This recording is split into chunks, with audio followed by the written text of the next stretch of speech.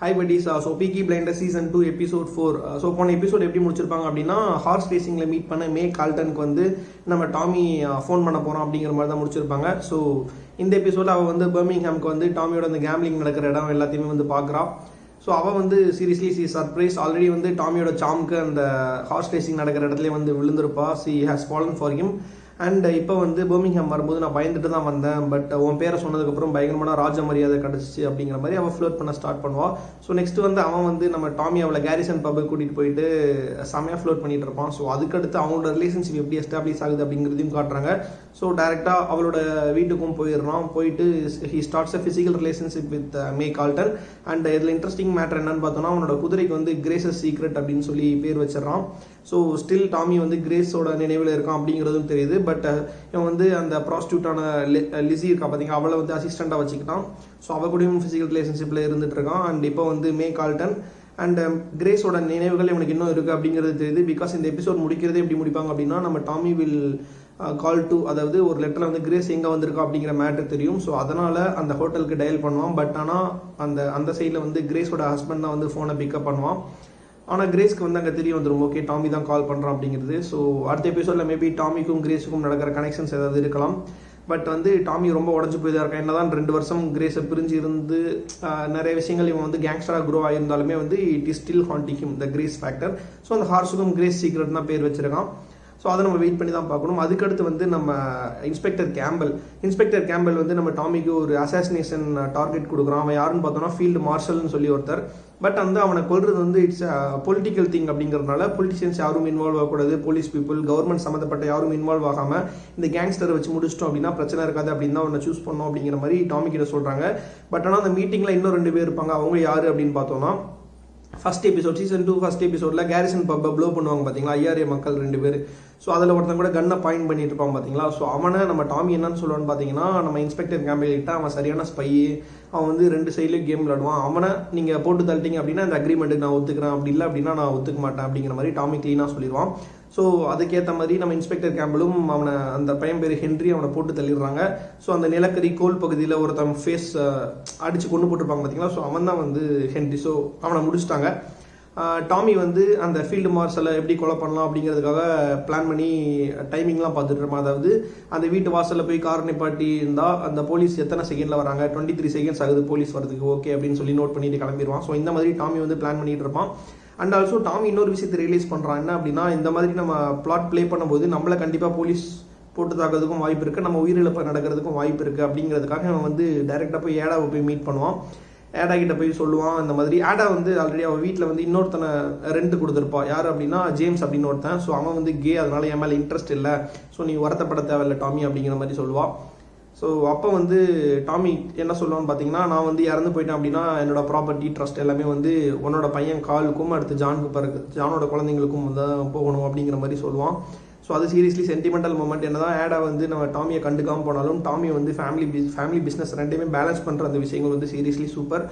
So அப்போ வந்து அந்த கான்வர்சேஷன் முடிஞ்சதுக்கப்புறம் நம்ம இன்ஸ்பெக்டர் கேம்பில் போய் ஃபைனலாக மீட் பண்ணும்போது சொல்லுவோம், ஓகே இந்த அசாசினேஷன் நான் பண்ணுறேன், பட் ஆனால் என்ன நீ போட்டு தரணும் நீ முடிவு பண்ணிட்ட அப்படின்னா எனக்கு நம்பிக்கை தகுந்த இன்னும் சில பேர் இருக்காங்க, அவங்க வந்து உடனே போட்டு தள்ளிடுவாங்க, என்ன கொல்லுன்ற பிளானை மட்டும் நீ வச்சுக்காது அப்படிங்கிற மாதிரி இன்ஸ்பெக்டர் கேம்பல் கிட்ட சூப்பராக பேசுவான். ஸோ இன்ஸ்பெக்டர் கேம்பலுக்கும் நம்ம டாமிக்கும் நடக்கிற அந்த டயலாக் கான்வர்சேஷன்ஸ் எல்லாமே வந்து சூப்பராக தான் எடுத்திருந்தாங்க ஆக்சுவலாக. அதுக்கடுத்து பார்த்தோம் அப்படின்னா நம்ம சபினி அண்ட் சாலமன் வந்து ஆல்ரெடி நம்ம டாமி கூட தான் வந்து ஒரு ரிலேஷன்ஷிப் ஃப்ரெண்ட்ஷிப் எஸ்டாப்ளிஷ் பண்ண போகிறோம் அப்படிங்கிற மாதிரி நம்ம நினச்சிட்டு இருக்கோம். ஸோ இவங்க 2 பேரோட பாண்டிங் நல்லா க்ரோத் ஆகும் அப்படின்னு நினச்சிட்டு இருக்கிற அந்த டைமில் இந்த எபிசோட் என்ன ஓப்பன் பண்ணுறாங்கன்னு பார்த்தீங்கன்னா நம்ம சபினி வந்து சாலமின் கிட்ட பீஸ் மேக் பண்ணிட்டு இருப்பான். அதாவது ஓகே நான் இட்டாலியன், நீ ஜூஸ், நம்ம தான் லண்டன், இவ்வளோ நாள் வந்து என்னதான் சண்டை போட்டாலும் அடித்தாலும் நீ நானும் அடித்தாலும் அடுத்து வந்து சேர்ந்துப்போம். பட் அவன் வந்து ஒரு ஜிப்சி, அவன் எங்கே இருந்தோ வந்து நம்மளை ஆட்டி படிக்கிறதுக்கு அவன் யார், இப்போ பாரு எல்லாத்தையும் அவன் டேக் ஓவர் பண்ணிட்டான் அப்படின்னா it's waste of time. So நம்ம 2 பேரும் விட்டு கொடுத்து போயிட்டோம் அப்படின்னா அதில் பிரச்சனையே இல்லை அப்படிங்கிற மாதிரி நம்ம சபினி சொல்லுவான். பட் சாலமனை பொறுத்த வரைக்கும் ஜூஸை வந்து இன்னும் நிறைய விஷயத்தில் நீங்கள் வந்து கொடுமைப்படுத்திட்டு தான் இருக்கீங்க, எங்களை அந்த ரேசிங்க்கு விடணும், அந்த மாதிரி மாற்றி பேசிக்கிட்டு இருப்பாங்க.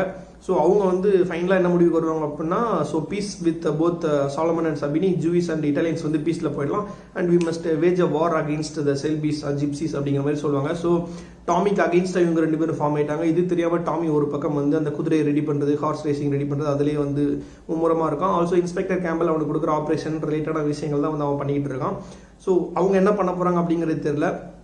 அண்ட் வந்து போன எபிசோடில் வந்து நம்ம டாமியை வந்து கொலை முயற்சி ட்ரை பண்ணியிருப்பாங்க, யார் நம்ம சபினியன் குரூப்ஸ். அதனால இப்போ வந்து ஓகே நம்ம பதிலடி கொடுக்கணும் அப்படின்னு சொல்லி அந்த பப் இருக்கும் பார்த்தீங்களா லண்டனில், ஈடன் பப். ஸோ அந்த பப்பை வந்து டேக் ஓவர் பண்ணுவோம் நம்ம ஆர்த்தர். ஸோ கன் ஃபயர்லாம் பண்ணி ஸோ சூப்பர் சீன் அது ஆக்சுவலி.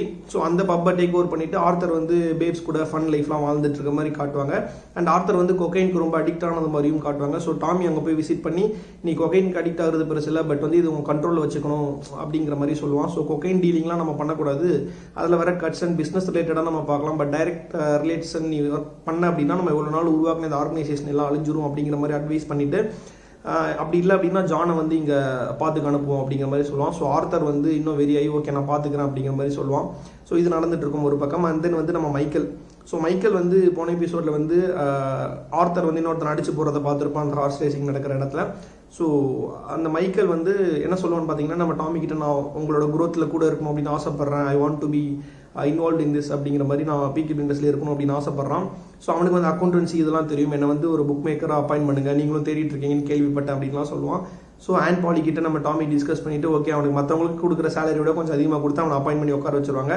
ஸோ மைக்கேல் வந்து he has also become one of the Peaky Blinders அப்படிங்கிறது தெரியுது. அண்ட் ஆல்சோ இந்த எபிசோடில் அவனுக்கு வந்து 18 வயசு ஆயிடுது. ஸோ அதை செலிப்ரேட் பண்ணிட்டு இருக்காங்க. அண்ட் தென் வந்து அவனோட ஃப்ரெண்டு ஒருத்தர் இருக்கான், இசையான்னு சொல்லி ஒருத்தன். அவன் யாரு அப்படின்னா, ஸோ ஆல்ரெடி ஒரு கிறிஸ்டியன் மேன் வந்து ஒருத்தன் வந்து குறி சொல்லிட்டு நடந்துட்டு இருப்பான் பார்த்தீங்களா ரோட்டில். ஸோ அவனோட பையன் தான் வந்து அந்த இசையா. So he's black. அதனால பிளாக் டிஸ்கிரிமினேஷன் அங்கே எப்படி இருக்குது அப்படிங்கிற ஒரு பாயிண்ட் ஆஃப் வியூ காட்டுறாங்க. ஸோ அந்த பப்புக்கு நம்ம மைக்கேல் அண்ட் மைக்கேலோட ஃப்ரெண்டான இசையா 2 பேரும் போகிறாங்க. பட் வந்து ஒருத்தன் வந்து இல்லை பிளாக் குடிக்கிற பப்பில் நான் குடிக்க மாட்டேன் அப்படிங்கிற மாதிரி சொல்கிறான்.